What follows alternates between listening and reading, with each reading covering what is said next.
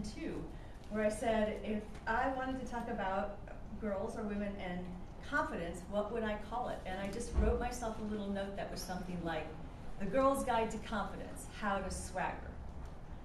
So it's so interesting when you go back and you find, because I've forgotten about that, I forgot that I had any of those ideas, but it's helpful for me to also go back and say, how did this get started for me? So, as you heard, I did development. Before that, I was a transportation planner. I worked for the city of Boulder. So all of my professional career pretty much has been working in fields dominated by men. And that has its benefits. That can be kind of fun.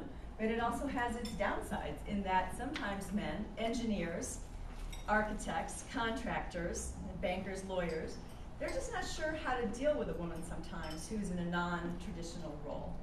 So what I had to do is figure out how I could be myself and also get some respect, because it wasn't very easy at first to get respect. My first project was Woodlands, and I was very young. I was just coming up from transportation. I was pretty inexperienced, and we could not actually afford to hire a construction manager. So I was a construction manager. Now looking back, that was not a good idea. I see that oh so clearly.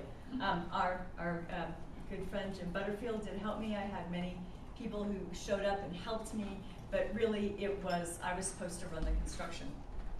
So we hired a great team out of Denver, and I really loved them. I was a little worried about the site superintendent because he was very old school. He'd been doing this for, 40 years. I could tell even in the interview he did not like me. And I don't think it was anything personal. Obviously, he'd never met me, but here I was, a young woman, and I could tell that, okay, come on in. So I just need to ask, because some of you have heard